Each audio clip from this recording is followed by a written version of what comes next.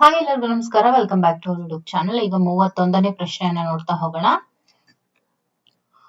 ಭೂಮಿಯ ಗುರುತ್ವಾಕರ್ಷಣೆಯು ಅದರ ಕೇಂದ್ರದಿಂದ ದೂರ ಹೋದಂತೆ ಏನಾಗುತ್ತೆ? ಭೂಮಿಯ ಗುರುತ್ವಾಕರ್ಷಣೆ ಏನಿರುತ್ತೆ, ಕೇಂದ್ರದಿಂದ ದೂರ ಹೋದಂತೆ ಗುರುತ್ವಾಕರ್ಷಣೆ ಕೂಡ ಕಡಿಮೆ ಆಗ್ತಾ ಹೋಗುತ್ತೆ. ಗುರುತ್ವಾಕರ್ಷಣ ಬಲವು ಯಾವ ವಸ್ತುವಿನ ದ್ರವ್ಯರಾಶಿಯನ್ನ ಅವಲಂಬಿಸಿರುತ್ತೆ? ಅದು ನೋಡಿ, ಭೂಮಿಯ ದ್ರವ್ಯರಾಶಿ ಜೊತೆಗೆ ವಸ್ತುವಿನ ದ್ರವ್ಯರಾಶಿ ಎರಡನ್ನೂ ಕೂಡ ಅದು ಅವಲಂಬಿಸಿರುತ್ತೆ. ಒಂದು ವಸ್ತುವಿನ ದ್ರವ್ಯರಾಶಿಯನ್ನ ಯಾವ ಉಪಕರಣದಿಂದ ಅಳೆಯಲಾಗುತ್ತೆ? ಸಮತೋಲನ, ಬ್ಯಾಲೆನ್ಸ್ ಅಂದ್ರೆ ಬ್ಯಾಲೆನ್ಸಿಂಗ್ ಇನ್ಸ್ಟ್ರೂಮೆಂಟ್ ಇಂದ ಅಳೆಯಲಾಗುತ್ತೆ. ಇನ್ನು ಗುರುತ್ವಾಕರ್ಷಣ ಬಲವು ಯಾವ ರೀತಿಯ ಪರಿಮಾಣ? ಗುರುತ್ವಾಕರ್ಷಣ ಬಲ ಇದೆಯಲ್ಲ, ಅದು ಯಾವ ರೀತಿಯ ಪರಿಮಾಣ? ಸ್ಕೇಲಾರ, ವೆಕ್ಟಾರ, ಎ ಮತ್ತು ಬಿ ಎರಡು ಅಂತ ಇದೆ. ಅದಿಶನ, ಸದಿಶನ ಅಂತ. ಓಕೆ, ಸದಿಶ means vector. It has magnitude and direction both. Okay, ಒಂದು ವಸ್ತುವು ಭೂಮಿಯ ಮೇಲೆ ತನ್ನ ತೂಕವನ್ನ ಯಾಕೆ ಕಳೆದುಕೊಳ್ಳುತ್ತೆ? ನೋಡಿ, ಒಂದು ವಸ್ತು ಭೂಮಿ ಮೇಲೆ ತನ್ನ ತೂಕವನ್ನ ಕಳೆದುಕೊಳ್ಳುತ್ತೆ ಯಾವಾಗ? ಅದು ಮುಕ್ತವಾಗಿ ಕೆಳಗೆ ಬೀಳಬೇಕಾದ್ರೆ, ಫ್ರೀ ಫಾಲಿಂಗ್ ಆಗುವಾಗ. ಓಕೆ, ಒಂದು ವಸ್ತುವಿನ ದ್ರವ್ಯರಾಶಿಯು ಎಷ್ಟು ಬದಲಾವಣೆಯನ್ನ ಹೊಂದುತ್ತೆ? ಒಂದು ವಸ್ತುವಿನ ದ್ರವ್ಯರಾಶಿಯು ಎಷ್ಟು ಬದಲಾವಣೆ ಹೊಂದುತ್ತೆ ಅಂದ್ರೆ ಅದು ಎಂದಿಗೂ ಬದಲಾಗುವುದಿಲ್ಲ. ಓಕೆ, ಅಂದ್ರೆ ದ್ರವ್ಯರಾಶಿ ಎಷ್ಟು ಬದಲಾವಣೆ ಹೊಂದುತ್ತೆ ಅಂತ ಕೇಳ್ತಾರೆ. ಆದ್ರೆ ದ್ರವ್ಯರಾಶಿ ಎಷ್ಟಿರುತ್ತೋ ಅಷ್ಟೇ ಇರುತ್ತೆ. ಓಕೆ, ಅದು ಬದಲಾಗೋದಿಲ್ಲ, ತೂಕ ಬದಲಾಗತ್ತೆ. ಓಕೆ, ಗುರುತ್ವಾಕರ್ಷಣ ವೇಗವರ್ಧನೆಯು ಯಾವ ಅಂಶವನ್ನ ಅವಲಂಬಿಸಿದೆ? ಇದು ನೋಡಿ, ದ್ರವ್ಯರಾಶಿ ಅಂದ್ರೆ ಗ್ರಹದ ದ್ರವ್ಯರಾಶಿ ಮತ್ತು ತ್ರಿಜ್ಯ ಎರಡನ್ನೂ ಕೂಡ ಈ ಒಂದು ಗುರುತ್ವಾಕರ್ಷಣ ವೇಗವರ್ಧನೆ ಅವಲಂಬಿಸಿದೆ. ಇನ್ನು ಒಂದು ವಸ್ತುವಿನ ತೂಕವು ಯಾವ ದಿಕ್ಕಿನಲ್ಲಿ ಕಾರ್ಯನಿರ್ವಹಿಸುತ್ತೆ? ನೋಡಿ, ಒಂದು ವಸ್ತುವಿನ ತೂಕ ಯಾವಾಗ್ಲೂ ಯಾವ ದಿಕ್ಕಿನಲ್ಲಿ ಕಾರ್ಯನಿರ್ವಹಿಸುತ್ತೆ ಅಂತ ಅಂದ್ರೆ ಅದು ಭೂಮಿಯ ಕೇಂದ್ರದ ಕಡೆಗೆ. ಗುರುತ್ವಾಕರ್ಷಣ ಬಲದ ಗರಿಷ್ಠ ವ್ಯಾಪ್ತಿ ಎಷ್ಟು? ನೋಡಿ, ಗುರುತ್ವಾಕರ್ಷಣ ಬಲದ ಗರಿಷ್ಠ ವ್ಯಾಪ್ತಿ ಬಂದು ಅದು ಅನಂತವಾಗಿರುತ್ತೆ. ಅದಕ್ಕೆ ಇಂತಿಷ್ಟೇ ವ್ಯಾಪ್ತಿ ಅಂತಿಲ್ಲ, ಇಟ್ ಇಸ್ ಇನ್ಫಿನಿಟಿ. ಭೂಮಿಯ ಗುರುತ್ವಾಕರ್ಷಣ ಕ್ಷೇತ್ರದಿಂದ ತಪ್ಪಿಸಿಕೊಳ್ಳಲು ಬೇಕಾದ ಕನಿಷ್ಠ ವೇಗವನ್ನ ಏನಂತ ಕರೀತಾರೆ? ಭೂಮಿಯ ಗುರುತ್ವಾಕರ್ಷಣ ಕ್ಷೇತ್ರದಿಂದ ತಪ್ಪಿಸ್ಕೊಳ್ಬೇಕು ಅಂದ್ರೆ ಬೇಕಾದಂತಹ ಕನಿಷ್ಠ ವೇಗ, ವೆರಿ ಸ್ಮಾಲ್ ಸ್ಪೀಡ್, ಅದನ್ನ ಏನಂತ ಹೇಳ್ತಾರೆ? ಎಸ್ಕೇಪ್ ವೆಲಾಸಿಟಿ ಅಂತ ಹೇಳ್ತಾರೆ. ದಟ್ ಇಸ್ ತಪ್ಪಿಸಿಕೊಳ್ಳುವ ವೇಗ ಅಂತ. ಓಕೆ, ಒಂದು ವಸ್ತುವು ಮುಕ್ತವಾಗಿ ಬೀಳುತ್ತಾ ಇದ್ರೆ ಅದ್ರ ಮೇಲೆ ಕಾರ್ಯನಿರ್ವಹಿಸುವ ಏಕೈಕ ಬಲ ಯಾವುದು? ಅದ್ರ ಮೇಲೆ ಒಂದೇ ಒಂದು ಬಲ ಯಾವುದು? ಅದು ಬೀಳ್ತಾ ಇದೆ ಅಂತ ಅಂದ್ರೆ ಅದಕ್ಕೆ ಕಾರಣನೇ ಗುರುತ್ವಾಕರ್ಷಣ ಬಲ. ಒಂದು ವಸ್ತುವು ಚಂದ್ರನ ಮೇಲೆ ತನ್ನ ತೂಕವನ್ನ ಯಾಕೆ ಕಡಿಮೆ ಮಾಡಿಕೊಳ್ಳುತ್ತೆ? ನೋಡಿ, ಒಂದು ವಸ್ತು ಚಂದ್ರನ ಮೇಲೆ ತನ್ನ ತೂಕವನ್ನ ಯಾಕೆ ಕಡಿಮೆ ಮಾಡಿಕೊಳ್ಳುತ್ತೆ? ಯಾಕೆ ಅಂದ್ರೆ ಚಂದ್ರನಿಗೆ ವಾಯು ಪ್ರತಿರೋಧ ಇಲ್ಲ, ಚಂದ್ರನ ದ್ರವ್ಯರಾಶಿ ಭೂಮಿಗಿಂತ ಕಡಿಮೆ, ಚಂದ್ರನ ಮೇಲ್ಮೈಯಲ್ಲಿನ ಗುರುತ್ವಾಕರ್ಷಣ ಶಕ್ತಿ ಕಡಿಮೆ ಅಂತ ಇದೆ. ಇಲ್ಲಿ ಸರಿಯಾದಂತ ಆಯ್ಕೆಗಳು ಬಂದು ಚಂದ್ರನ ದ್ರವ್ಯರಾಶಿ ಏನಿದೆ ಅದು ಭೂಮಿಗಿಂತ ಕಡಿಮೆ ಇರುತ್ತೆ, ಮತ್ತೆ ಮೇಲ್ಮೈಯಲ್ಲಿನ ಗುರುತ್ವಾಕರ್ಷಣ ಶಕ್ತಿ ಕೂಡ ಕಡಿಮೆ ಇರುತ್ತೆ.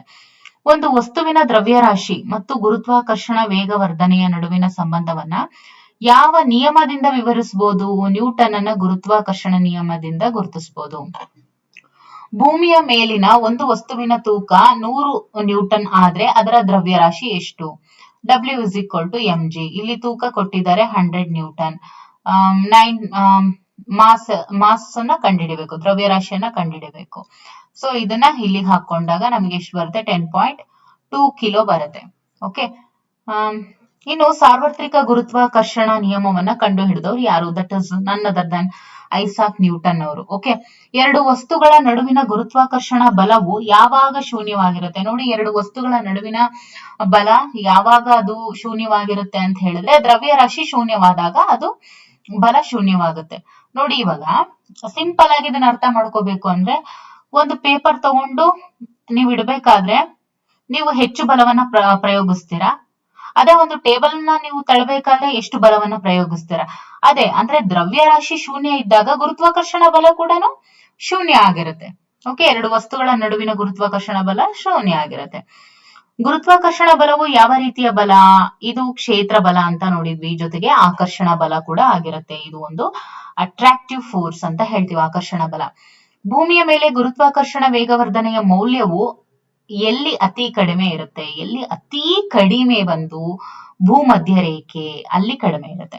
ಒಂದು ವಸ್ತುವಿನ ದ್ರವ್ಯರಾಶಿ ಹೆಚ್ಚಾದಂತೆ ಅದರ ಜಡತ್ವ ಏನಾಗುತ್ತೆ? ನೋಡಿ, ದ್ರವ್ಯರಾಶಿ ಹೆಚ್ಚಾದಂತೆ ಜಡತ್ವ ಕೂಡ ಹೆಚ್ಚಾಗುತ್ತೆ. ಯಾಕೆಂದ್ರೆ ಈ ಜಡತ್ವದ್ದು SI ಯೂನಿಟ್ ಕೂಡ ಕೆಜಿನೇ. ಓಕೆ, ಸೊ ಹಾಗಾಗಿ ಏನಾಗುತ್ತೆ? ಹೆಚ್ಚಾಗುತ್ತೆ. ಒಂದು ವಸ್ತುವಿನ ತೂಕವು ಯಾವ ಬಲದ ಪರಿಮಾಣವಾಗಿದೆ? ಒಂದು ವಸ್ತುವಿನ ತೂಕ ಗುರುತ್ವಾಕರ್ಷಣ ಬಲದ ಪರಿಣಾಮವಾಗಿದೆ.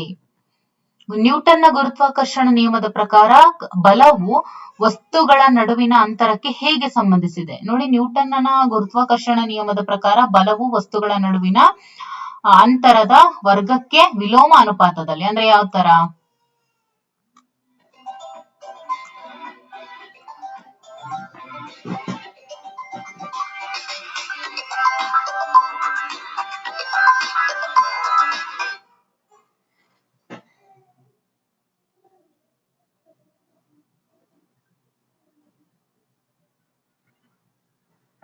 ಓಕೆ, ಈ ರೀತಿಯಾಗಿ ವಿಲೋಮ ಅನುಪಾತದಲ್ಲಿ. ಅಲ್ಲಿ ಕೇಳಿರೋದೇನು? ಅಂತರ ಕೇಳಿರೋದ್ರಿಂದ ಅದು ವಿಲೋಮ ಮೀನ್ಸ್ ಇನ್ವರ್ಸ್ಲಿ ಪ್ರಪೋರ್ಷನಲ್ ಆಗಿದೆ. ಒಂದು ವಸ್ತುವು ಭೂಮಿಯ ಮೇಲೆ ತನ್ನ ತೂಕವನ್ನ ಯಾಕೆ ಕಳೆದುಕೊಳ್ಳುತ್ತೆ?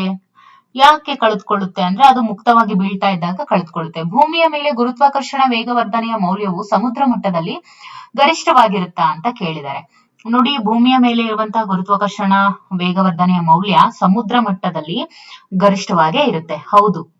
ಓಕೆ, ಒಂದು ವಸ್ತುವಿನ ತೂಕವು ಯಾವ ದಿಕ್ಕಿನಲ್ಲಿ ಕಾರ್ಯನಿರ್ವಹಿಸುತ್ತೆ? ನೋಡಿ, ಇವಾಗ ಒಂದು ವಸ್ತು ಇದೆ ಅಂದ್ರೆ ತೂಕ ಇರುತ್ತಲ್ವಾ? ತೂಕ ಇರುವಂತಹ ವಸ್ತುಗಳು ಯಾವ ದಿಕ್ಕಿನಲ್ಲಿ ಕಾರ್ಯವನ್ನ ನಿರ್ವಹಿಸ್ತವೆ ಅಂದ್ರೆ ಅವು ಕೆಳಮುಖವಾಗಿ ಕಾರ್ಯವನ್ನ ನಿರ್ವಹಿಸ್ತವೆ. ನೀವು ತಗೊಂಡು ನೀವು ಎಲ್ಲೇ ಹಾಕಿದ್ರು, ಇವಾಗ ಒಂದ್ ಪೇಪರ್ ಒಂದ್ ಕಲ್ಲು ಹಿಡ್ಕೊಂಡ್ರೆ ಮೇಲೋಗುತ್ತಾ ಕೆಳಗ್ ಬರುತ್ತಾ? ಕೆಳಗೆ ಬರಬೇಕು.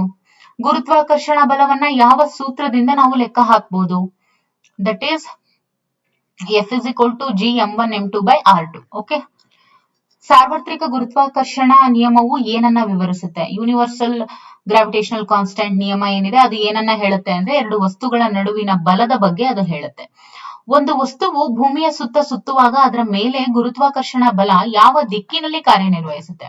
ನೋಡಿ, ಒಂದು ವಸ್ತು ಭೂಮಿಯ ಸುತ್ತುತ್ತಾ, ಇದು ಭೂಮಿ, ಒಂದು ವಸ್ತು ಭೂಮಿಯ ಸುತ್ತುತ್ತಾ ಇದೆ. ಓಕೆ, ಸುತ್ತುತ್ತಾ ಇದೆ.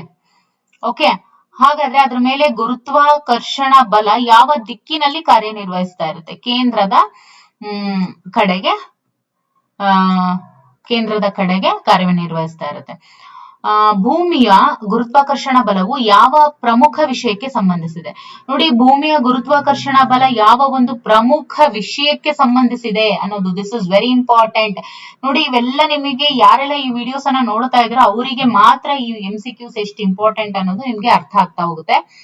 ಭೂಮಿಯ ಗುರುತ್ವಾಕರ್ಷಣ ಬಲ ಯಾವ ಪ್ರಮುಖ ವಿಷಯಕ್ಕೆ ಸಂಬಂಧಿಸಿದೆ ಅಂತ ಹೇಳಿದ್ರೆ ಇದು ಗ್ರಹಗಳ ಚಲನೆ ಜೊತೆಗೆ ಉಬ್ಬರ ಮತ್ತು ಇಳಿತ ಇವೆರಡಕ್ಕೂ ಕೂಡ ಸಂಬಂಧಿಸಿದೆ. ಭೂಮಿಯ ಗುರುತ್ವಾಕರ್ಷಣ ಬಲ ಗ್ರಹಗಳ ಚಲನೆಗೆ ಸಂಬಂಧಿಸಿದೆ, ಉಬ್ಬರ ಮತ್ತು ಇಳಿತಗಳಿಗೂ ಕೂಡ ಸಂಬಂಧಿಸಿದೆ. ಓಕೆ, ಇನ್ನು ಒಂದು ವಸ್ತುವಿನ ದ್ರವ್ಯರಾಶಿ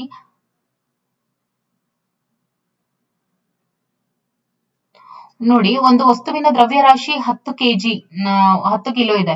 ಆದ್ರೆ ಅದರ ತೂಕ ಚಂದ್ರನ ಮೇಲೆ ಎಷ್ಟು ಅಂತ ಇದೆ? W = mg. ತೂಕ ಎಷ್ಟು? ತೂಕವನ್ನ ನಾವು ಕಂಡು ಹಿಡಿಬೇಕಲ್ವಾ? 10 ಕಿಲೋ ಇದು ಏನು ಮಾಸ್ ಕೊಟ್ಟಿದ್ದಾರೆ ಇಂಟು 9.8. 9.8 ಇದನ್ನ ಇಂಟು ಮಾಡಿದಾಗ ನಮಗೆ ಏನ್ ಆನ್ಸರ್ ಬರುತ್ತಲ್ವಾ? ಇದು ಏನ್ ಆನ್ಸರ್ ಬರುತ್ತಲ್ವಾ? ಅದು ಒಂದ್ ಆನ್ಸರ್ ಆಗಿರುತ್ತೆ.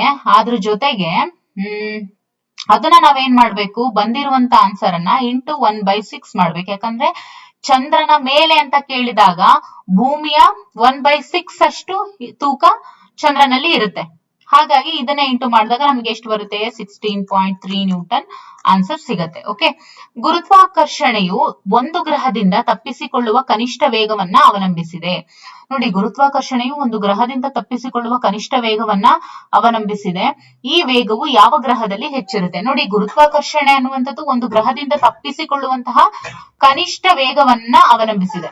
ಅಂದ್ರೇನು? ಗ್ರಾವಿಟೇಷನಲ್ ಫೋರ್ಸ್ ಅಂತ ಅಂದ್ರೆ ಒಂದು ಪ್ಲಾನೆಟ್ ಇಂದ ತಪ್ಪಿಸಿಕೊಳ್ಳುವಂತಹ ಒಂದು ಎಸ್ಕೇಪ್ ವೆಲಾಸಿಟಿ ಏನಿರುತ್ತಲ್ಲ ಅದನ್ನ ಅದು ಅವಲಂಬಿಸಿದೆ. ಸೊ ಆ ಒಂದು ಎಸ್ಕೇಪ್ ವೆಲಾಸಿಟಿ ಜಾಸ್ತಿ ಇರುವಂತದ್ದು ಯಾವ ಗ್ರಹದಲ್ಲಿ, ಯಾವ ಪ್ಲಾನೆಟ್ ಅಲ್ಲಿ ಅಂತ ಕೇಳಿದರೆ ದಟ್ ಈಸ್ ಗುರುಗ್ರಹ.